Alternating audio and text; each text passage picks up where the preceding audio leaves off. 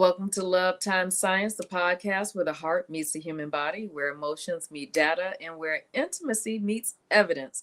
I'm your host, Frenchie Davis, the sexual abolitionist. And I'm Dr. David Ghozland, an OBGYN cosmetic gynecologist, sexual wellness expert, a researcher, and a longtime believer that pleasure is healthcare. Because it is, because it is, because it is.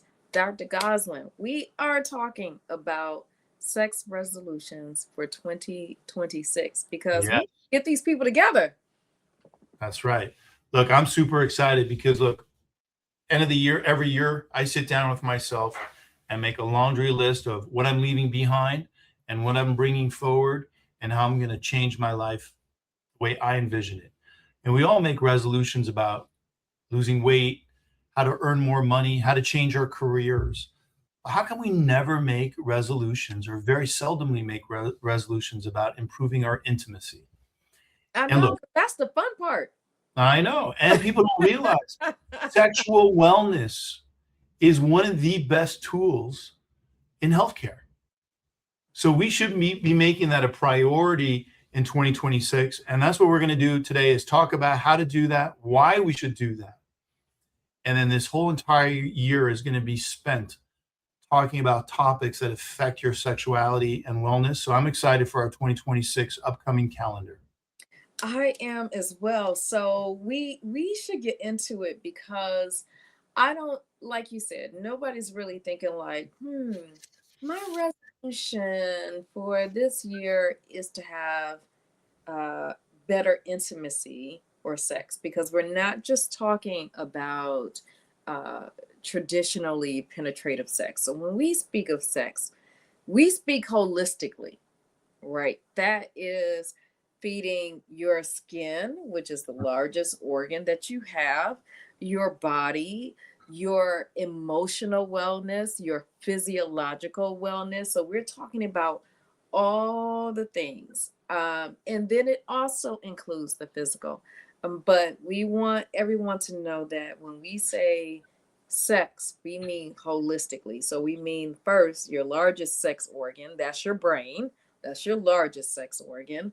Your skin is your second largest sex organ, right? So, and then we get into the rest of the body. And so I'm excited about talking about how we can get into a better new year so that you physically feel renewed, because there are so many health benefits to sex that we really don't get to talk about. Even just kissing, a lot of people don't realize kissing, because of the exchange of saliva, helps clean your teeth. Look And at that. so the way that the body is engineered around who you are as a sexual being, and then we don't really get to talk about that much. So we're going to talk about some of those health benefits, and we're going to get you together, and we're going to make sure that you have at least 3 sex resolutions for 2026. That's all we're asking. Hey, 3 yeah. sex resolutions for Let's 2026. make it 3 new resolutions. I got you ready. I got you ready. Well, So, Frenchie, before we get into sex resolutions for 2026, I think I need to convince your audience a little bit about why intimacy matters for your health. And look, and we're not just talking about penetrative intimacy. This is intimacy on all different levels. But nonetheless, intimacy affects almost every system physiologically in your body. So when it's not just a physical event, it's a physiological event. So, for example, just by feeling that connection, that skin to skin, that penetrative sex, this releases neuroendocrine effects. So you see a surge in oxytocin, for example. Oxytocin, we know, is so important for bonding, for trust, right? For emotional safety, all things that we need in order to feel connected to somebody. It releases dopamine. Dopamine is what, that big desire, that motivation. When you first meet somebody, they release all this dopamine. You get so excited, you have pleasure, right? Yes, it's all of that. And then when we're having sex, we're actually releasing endorphins. So endorphins help reduce stress and pain. So also, it it helps you relax. You get deeper rest. Don't we all need to sleep better? Our doctors always talking about make sure you get the most amount of rest that you can get. Well, you know, your lover can help you out with that. Like this Yeah, is I mean, absolutely. Look, I think sex does so many great things, from improved sleep to decreasing depression, decreasing stress. It improves your mood, right? So it's a mood regulator. Um, and if that's not enough, those are the some of the neurological benefits, but there's cardiovascular benefits. yes, they are. Sex Get the actually exercise improves, in. yeah, sex actually improves nitric oxide. Nitric oxide is something that we need to dilate the blood vessels in our system, right? That improves oxygenation, improves blood flow, improves endothelial function within your arteries. So one of the hallmarks, for example, some early symptoms of cardiovascular issues is erectile dysfunction. Why? Because you have narrowing of the lumen of the vessels that feed and bring blood flow to the sexual organs. Well, if you're releasing nitric oxide, you're dilating these blood vessels, so you're improving those issues and improving your cardiovascular. So a lot of these arousal disorders are actually stemming from the lack of desire, the lack of connection. And believe it or not, having sex actually improves your immune function.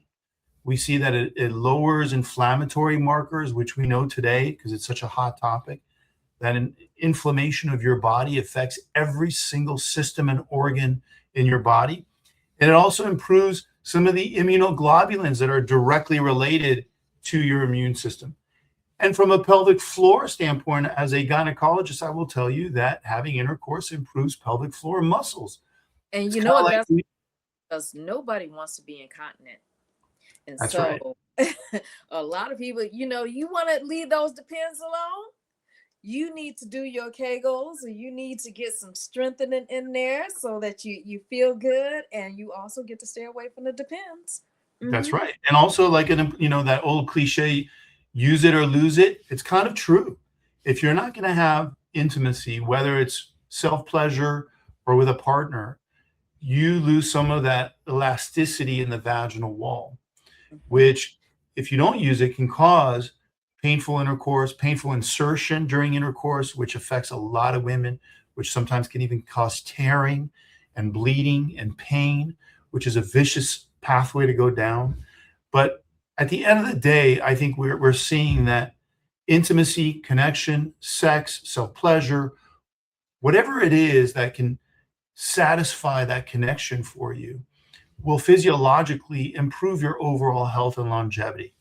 So I think there's some direct correlations with medicine and having sex. There is, Dr. Goslin, but a lot of people are under this impression, because this comes from misinformation, that sex is a desire. That is not a need. And so hearing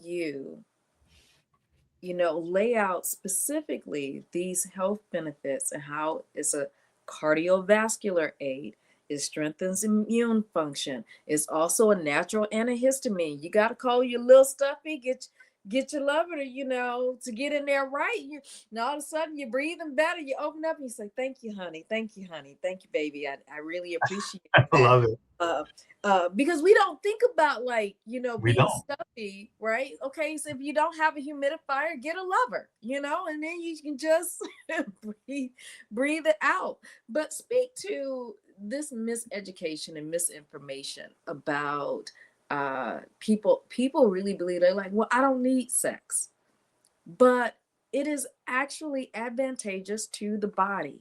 If we take away all of the societal restrictions and the pressures around it, and we just look at sex for its actual aid and what it does and what it produces, then we also learn that it's actually a need and not just a desire. Yeah, look, I mean, that comes on so many fronts. We talked about some of the physiological aspects and benefits of sex, but it's been proven. Look, couples who have or entertain regular intimacy with each other have healthier, longer lasting relationships. They're able to work through issues because there's less anger, right? There's a connection. The misconception is I got into an argument with my partner, I don't want to have sex with them. Well, guess what? Maybe if you do get into an argument, have sex, because that seems to really uh, lower those anger issues and allows for improved communication, improved connection. Oh, Yes. you know what I recommend. So, if it's not an intense argument, I always recommend that you take off your clothes while you're arguing. There you Argue go. naked. Because a lot of times some of these arguments are really small and passive. You just annoy it, there's build up, there's residue from things that you have not talked about. But go on and argue naked. Argue I with the like clothes that. off of. Listen, I love that. Uh, but on the flip side, there are reasons why people start over the years maybe feeling less desire, less libido. And so I don't want to take that away because that's a real thing. As we age, both men and women have changes in hormones. We become a little hormone deficient. We're not working at optimum levels. So one of the things I always say is, yes, look, everything goes hand in hand, but you should annually at some point start checking a hormone panel, making sure what is your testosterone looking like. And I think the misconception I always tell my patients, it's not about making sure that your levels are normal, because if you look at a lab requisition and you get the results, you see this crazy range that can go from 10 to 100 being normal. And I always tell people when you're doing a hormone panel with your physician, it's like taking a photo, not a movie of where you're at, right? So let's say, and I hate to deviate, but I think it's important. Let's say your estrogen level is 30, for example, or 20, and you're feeling down because you got mental fogginess, you're more irritable, you're feeling occasional hot flashes or night sweats, um, and you get your labs back, and your physician says dismisses some of those symptoms because they turn around and say, "No, Frenchie, your estrogen level is completely within the normal range." And I hate that because the reality is, what is your normal, Frenchie?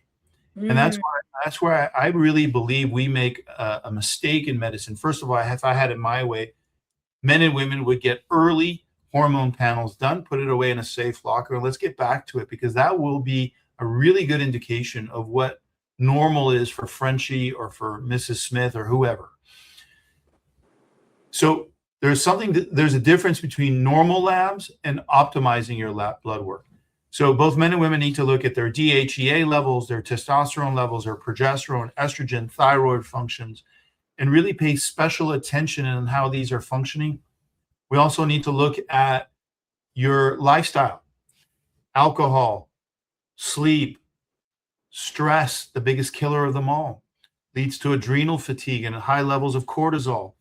Um, and then what medications you're taking. There's so many medications today that actually lower your libido. So it's not your fault. You may be on certain antidepressant medications that may just by nature lower your libido level so you don't feel that sexual desire. So it's important to when you meet with your physician to really be clear in communication. Talk about, look, I'm interested in looking at my hormone panels, and let's look at the medications I'm taking. Does this affect my love life? And I know you're raising your hand, so go ahead. So let's back up. I want to center men right now because they go to the doctor the least, right? Something has to like really break. Sometimes even if it breaks, they still won't go to the doctor, or they have to have an intestine coming out of their stomach before they go to the doctor. So first, who are the types of doctors that men need to see? And for men who are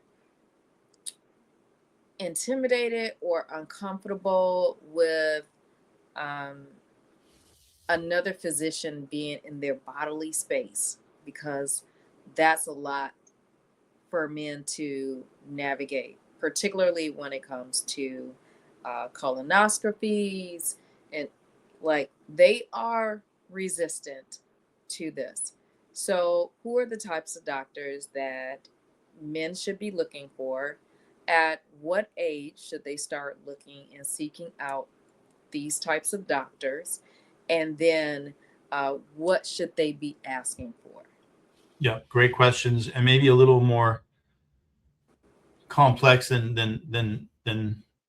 it appears. Look, I think obviously in the prime of their lives, most people just see their primary care or general practitioner. Nothing wrong with that. Fantastic.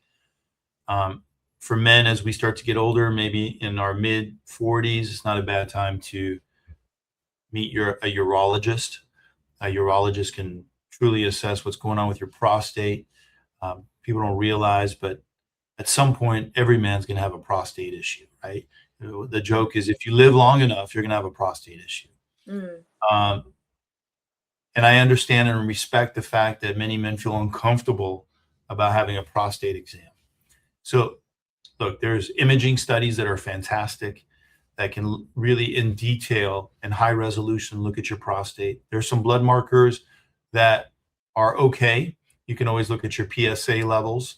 Um, I also think that checking your hormone panel, so that can be done with your primary care, that can be done with your urologist or a functional medicine doctor, or whoever really feels comfortable with doing hormones. I think men should absolutely look at their total and free testosterone levels, what's going on with their estrogen levels. So believe it or not, men can be afflicted by elevated estrogen levels, especially if they have this little beer belly going on, because uh, that increases estrogen production. So fat cells will increase estrogen production.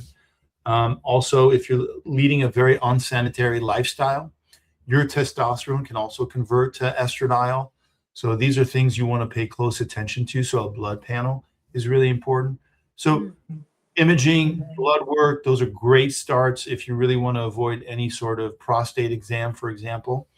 Um, and that's where I would start. Now, look, if there's other issues, whether it's emotional or psychiatric, obviously you want to make sure you're seeing a psychiatrist, psychologist, therapist, or whatever. Relationship issues, I always say, sex is multifactorial. yeah. There's physiological, there's mechanical, Yeah.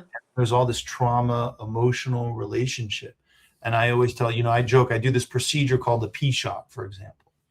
A P shot is where I take your blood, I spin it, I take your own platelet-rich plasma, I re-inject it into your penis to improve blood flow.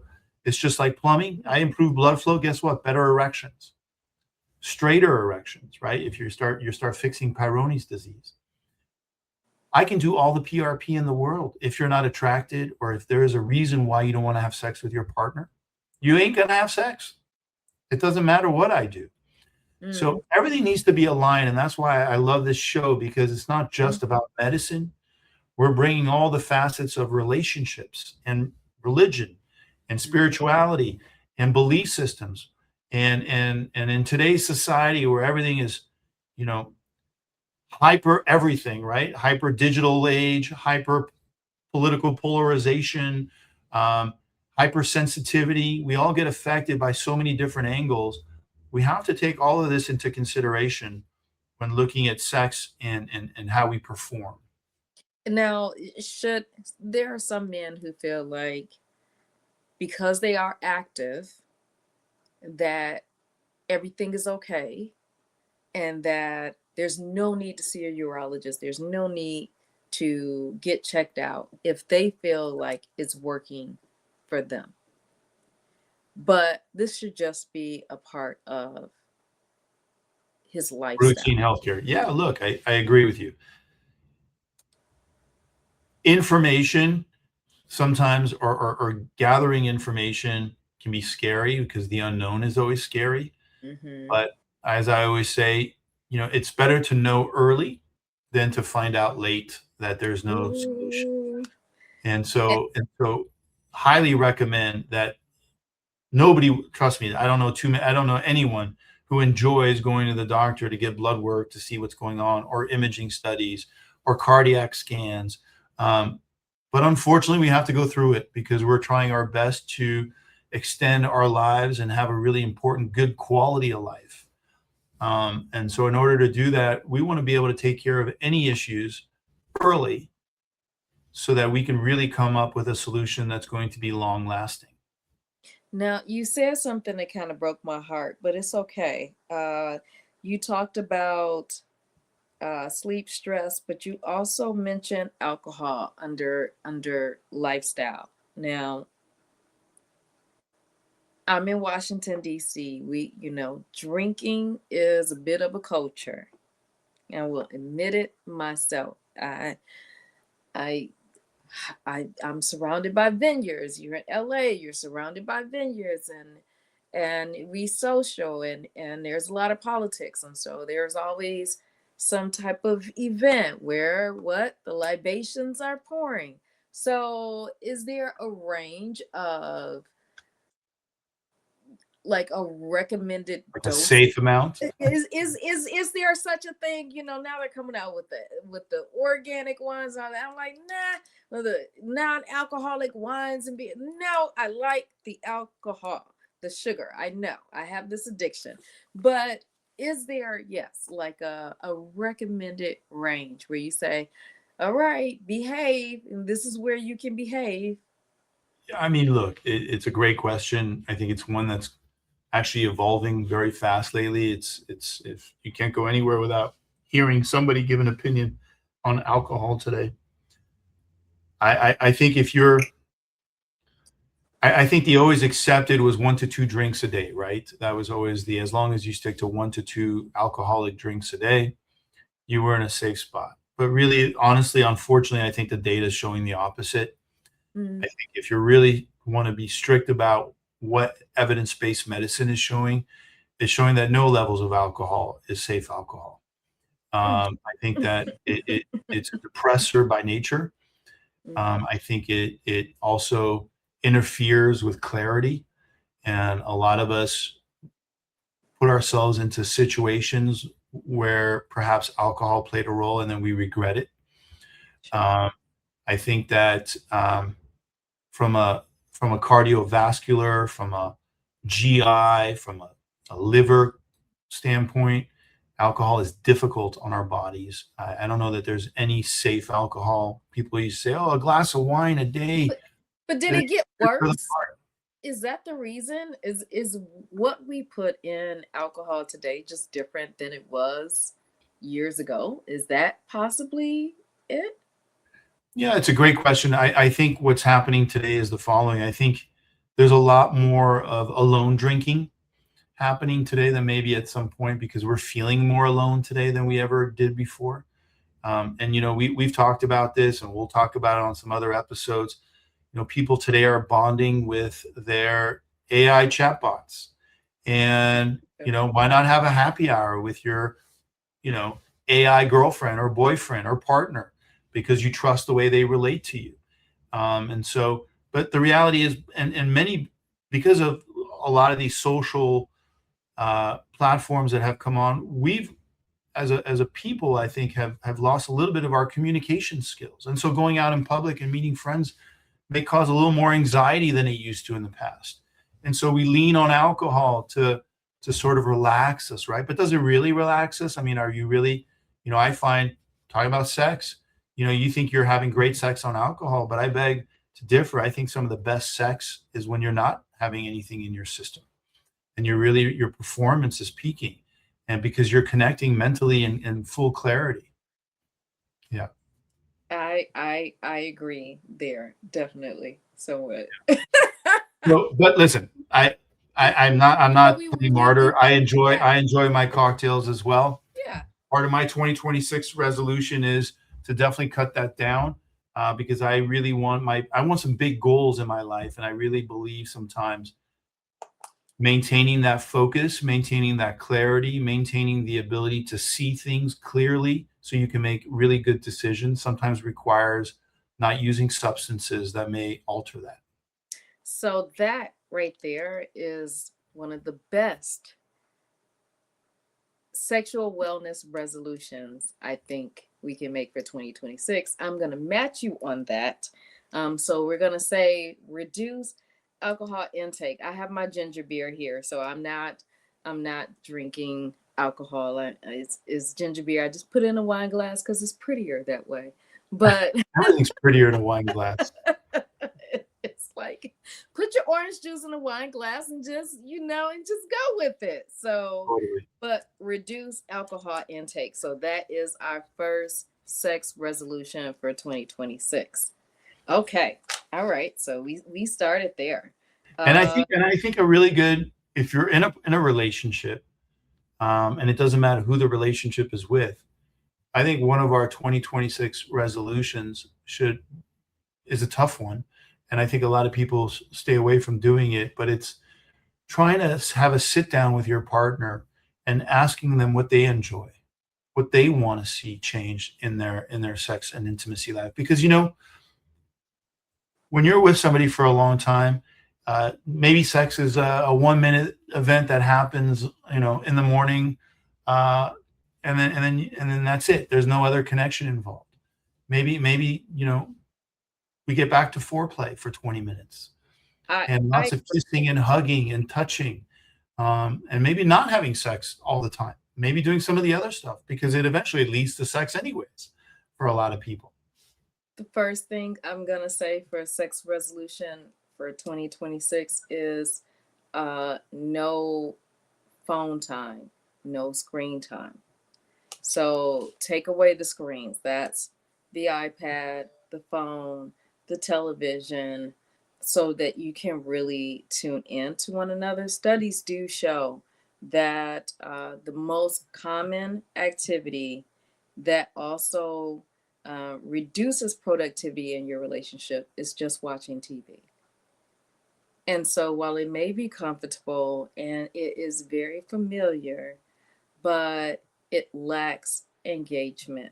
Or everyone just walks in and they tune into their phone and they flip it and they scroll and they doom scroll and they're checking their social medias and it's not going anywhere. So if you just try to make it a rule more often, if you go in the bedroom, leave the phone out of the bedroom. If you're just engaging and having dinner, turn off the phone, put it on do not disturb so that you can really check in to one another.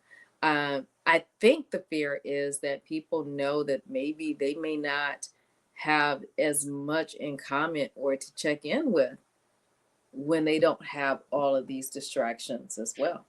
Well, yeah, I mean, look, eventually, when all these distractions have taken the primary role in your relationship, there isn't anything left to talk about because you haven't been talking, you haven't been connecting, and people continue to grow.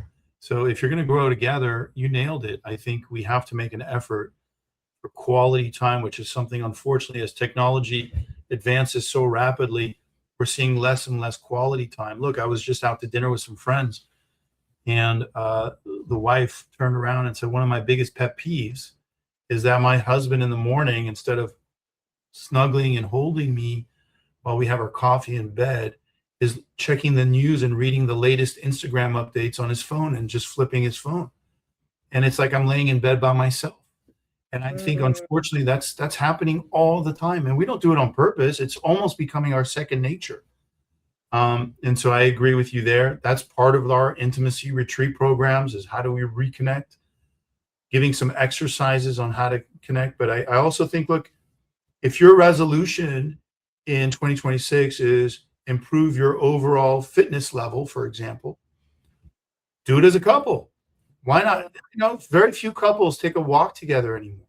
What a mm. great time to take in some really good oxygen, look around your neighborhood, appreciate what you've done, and talk and have I like to go house uninterrupted hunting talk. even. You can turn walking into, looking at a neighborhood that you like or that you Yeah, admire. aspire And goals. Yeah. just get out there and just start walking around being nosy. Being And nosy. I'm going to bring up something else that I think is important for 2026. Us humans, we're so quick to criticize, right? Especially our loved ones, right? We're really good at throwing negativity and criticizing the ones we care about the most. Yeah, we call that shade. Yeah, we shade them. But there's something called the Gottman principle. And the Gottman principle basically has found that for every one negative comment or criticism, you should get 5 positives, right? Mhm. That seems to be an appropriate balance to these negative thoughts, these negative actions don't overwhelm us. So get in the habit of praising your partner. Wow, your hair looks amazing today. Or you look so sexy today. I want nothing more than just to give you the biggest hug. These little comments go so far that I think in 2026 we have to make a better effort to support our partners and encourage positivity, because it only comes back. Karma is amazing. The more you give it, the more you shall receive it. Not only that, even nonverbal communication. Yes, A, a, absolutely. a nice Holding stroke hands. there, a pat on the bum, a foot rub, uh, a hand rub, a soft shoulder massage. These are other nonverbal ways to communicate a compliment as well. You can even leave a note. If he still wears suits, I don't know who's still wearing suits in 2026, but if he's still wearing suits, ladies, take your good cute panties, and then you make a little handkerchief, make a little pocket square, and you put it in his pocket. He can snip on a little later. Just I give love him that. his flowers, and so or hide your undies, in his pocket, and surprise him. The cute thumbs. These are just ways to just remind you, like, hey, love, I'm here. I'm thinking about you. So when they get an appetite, they come home to eat. There are all of these great ways to incentivize our partners without necessarily being so direct. I know some people think that they need to be direct with saying something, but the practice of flirting is a lost art, and we should get back into that lost art for our well-being. Yep. And I think, look, in everything we talk about, these are,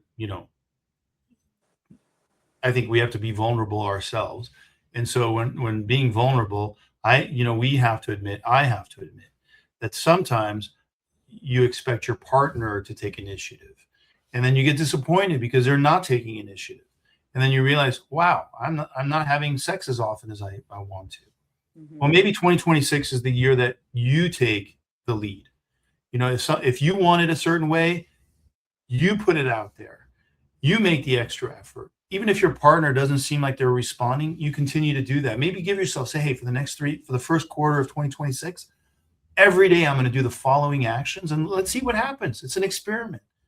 And I think alcohol, going back to that, I think a lot of us use alcohol as a pain numbing medication because we're not emotionally satisfied, maybe for whatever reason it is.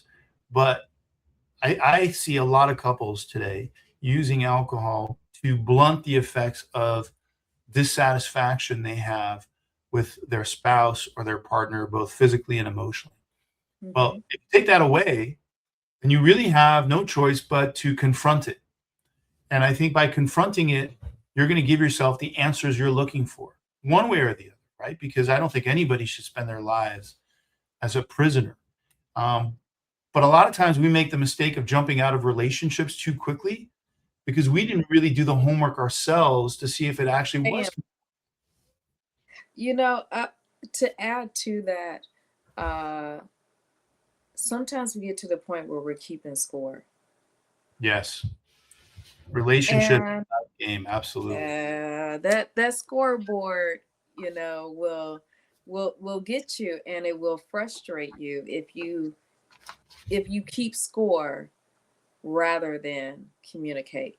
So I'm gonna say, for a sex resolution for 2026, stop keeping score. If you keep saying, well, I did, I did, I did, I did, I did, I did, instead of asking your partner for help, hey, I need your help with something. I really would love it if you would initiate this. But when we don't ask for their actual help, when we don't include them, and then we keep score, it dilutes what you actually had. And so then you start measuring it like this instead of maybe not even being aware of what else they may be experiencing that is detracting or distracting them from being engaged.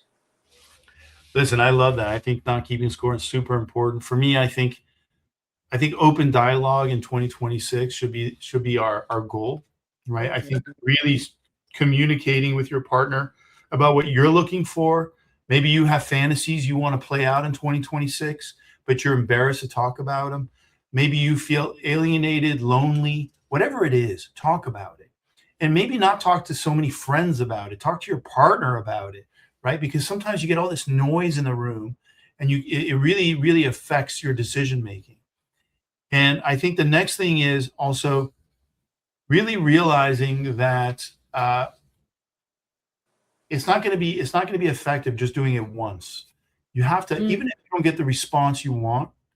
I think part of our 2026 goal is I'm going to give 3 months to really get clarity on how to improve my sexuality, my Mm. intimacy, and connection.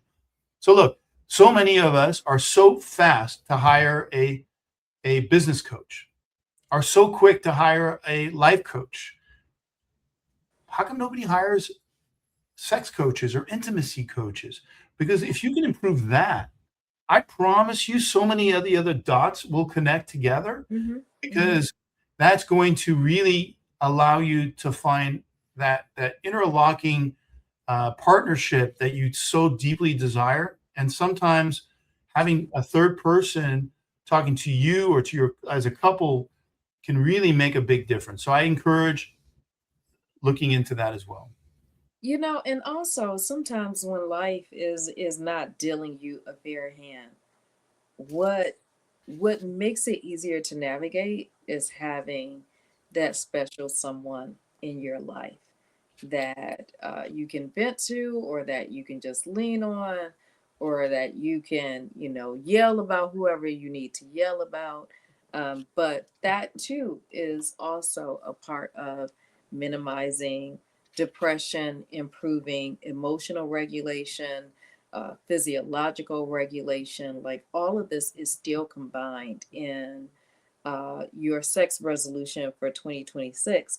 And I was going to add something really fun, what y'all need to do is reintroduce yourselves to one another. Because if you've been together over a period of time, you the changes are so small and incremental. Sometimes you don't get to look at the whole picture. It's the same way we've been wearing these jeans or this outfit for years, and then one day you try and put those jeans on and you can't fasten them anymore, and you didn't realize you had gained those few pounds that made it difficult for you to get in those jeans. And so then you have to say, oh, I need, I thought I knew these genes, but maybe I didn't know these genes as well as I knew these genes, right? And so if you go out, plan a date, plan to meet up someplace very cool, and you pull out your alter ego, and you reintroduce yourself to this person. And the great thing is, if they're a stranger for this moment and you're role playing, you still get to take them home and go to bed with them on the first date. So that's always fun too. That is. But definitely do a little role play where you're reintroducing yourself and talking about things that you had not talked about in some time. Get to know one another again. Yeah, and I think that's a great point. All of our dreams and goals change over time. And from a medical standpoint, again, this audience is mostly in their 40s, 50s, and beyond. So there may be medical issues that need to be addressed. So there's nothing wrong. Look, I can't tell you how many marriages probably could have been saved had Mm. we looked at their hormone panel earlier. Because look, when your hormones are deficient, you're not feeling yourself. And whether you may be, may not feel as calm, you may feel angry faster, um, you may feel low desire, you're not feeling happy about the way you look physically. We need to take those into consideration. So nothing wrong with 2026, the year of the hormone panel, the year of getting a good routine checkup, the Yes. year of working out together or finding an activity or hobby together. I think that's always really important. Yes. Making an effort to really, yep, let's get moving. The year of the move. Get the year of the move, year of the move. And even for those who, because they've just done it for so long, I think about the women who were on some form of birth control hormone. And seldom do we consider how that impacts our relationship, our connectivity to our partners, particularly if you remove that hormone. That hormone also shifts your connection with your partner in some instances, and a lot of times that does not come up either.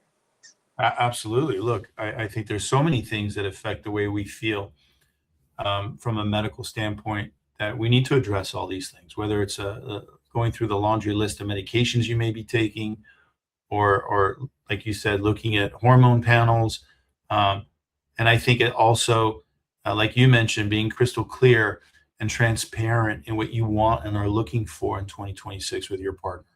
And maybe putting together a little list and then sharing it together and then pulling out certain commonalities that will work for you in 2026 and focusing. You don't have to make major changes, but I mean, I think little tiny changes over time make a huge difference in relationships and the way you live life. So I think for me, at least in 2026, as we approach, we're closing out 2025. I would say that I'm going to be looking very carefully over the next 2 weeks. What has worked for me in 2025? What has made me happy in 2025? What hasn't? And really trying to get rid of the negative stuff. Yeah. And also maybe alcohol is one of those negative things. So maybe try to get rid of that. Give it a try. Give it 3 months. 3 months without alcohol. Oh, If you can't do 3 months without alcohol, can let's we? circle back and talk about other issues. Said 3 months. You hurt my feeling. Oh my goodness, I'm such a Cosmo girl. I don't know, what I'm gonna do, but I'm going to do the work. And I think what we're really pointing out is how, sex just is not just recreational.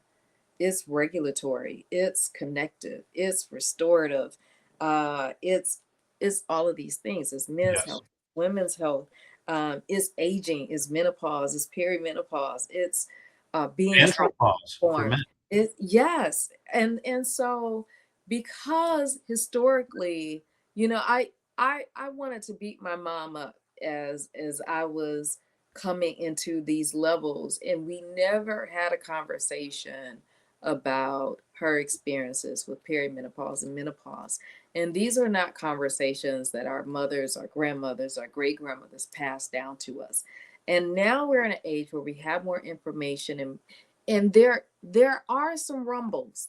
There's some rumbles about this, but we're going to let the volcano explode on this and really get into this, week after week. And so I'm excited about these resolutions. We have 5 really great resolutions. Do you think there are any more? Because I said we need to walk away with 3. Do you think of any other resolutions you think we can bring into 2026? I think we've hit some good high level resolutions. I think Mhm. the audience, if you're listening and you want to partake, I would really sit with yourself, think about what works, what doesn't work for you, what you want to change, make a list without confronting or anger. Have an open-ended, open dialogue. Communicate with your partner about these things. Make them understand that these are important things that you want to incorporate in your life that are important to you, and if they're important to you, they should be important to your partner. And then work on it. Don't give up. So if it takes doing it more than 10 times in a row on 10 consecutive days, then just do it, because these little tiny changes create habits, and habits change lives. And so if we can get into the concept that little what as little as maybe every time you get in the car, you're going to hold your partner's hand for a moment. Maybe that Did you initiates a did, connection. Did you know that most couples stop holding hands around year 4 or 5 for long-term couples? And that is one of the highlighted markers that the relationship is deteriorating. Yes, that's why I brought it up. So, people, hold those hands, get some skin touch so that people are not experiencing skin hunger. I want to itemize these and go over these just in case anybody's taking notes. And also, if you have some more resolutions that you want to share with us that we can share with the rest of our viewing audience, please make sure that you reach out to Love Time Science. So, we are going to, for 2026, our sex resolutions, we are going to reduce alcohol intake, and we are going to create a no phone policy and ask our partners what are they interested in, re-engaging our partners. Don't be afraid to take the lead. Do not keep score. Reintroduce yourself. Go on a date, get your alter ego, or start again. Meet them out, have them meet you, and start that whole new reintroduction all over again. Also, make habits. Make it a habit of being active and reconnecting away from screen time. And yeah, don't give up. Yeah, I think that these are really good.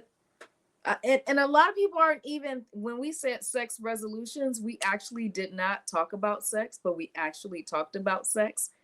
Isn't it ironic? Like, because all of these things impact sex and impact your libido, but most people think penetratively, and we didn't even get into the penetration part and that type of thing. So maybe another sex resolution is, maybe to stock up on the best lubes and a good toy for You know, 2026. I just wanted to bring up two things before we end our show. First of all, making little changes like holding hands, putting your hands on somebody's shoulder, giving a positive remark that makes them feel good about themselves.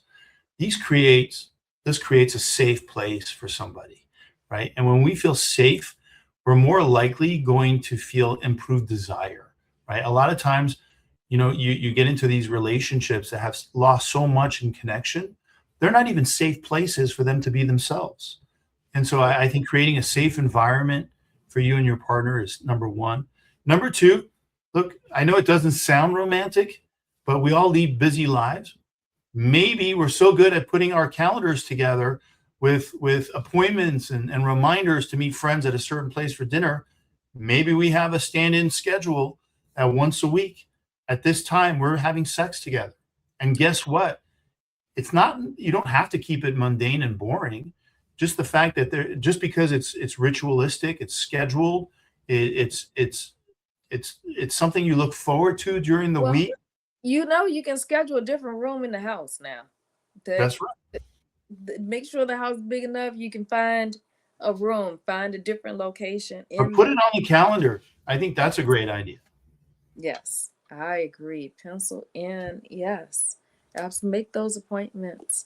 And get your hormones checked. Make sure you're physically fit and ready for 2026, mentally, physically, emotionally. Um, and we wish you guys an amazing year. Yeah, and don't, just make resolutions, make appointments, both men and women. See your doctor for 2026. Let's save lives and let's save sex lives. All the more better. Yay! Yay. Well, I'm Frenchie Davis, a sexual abolitionist, always helping you get free. And I'm Dr. David Ghozland, your cosmetic gynecologist and sexual wellness expert. We'll see you next time. Bye.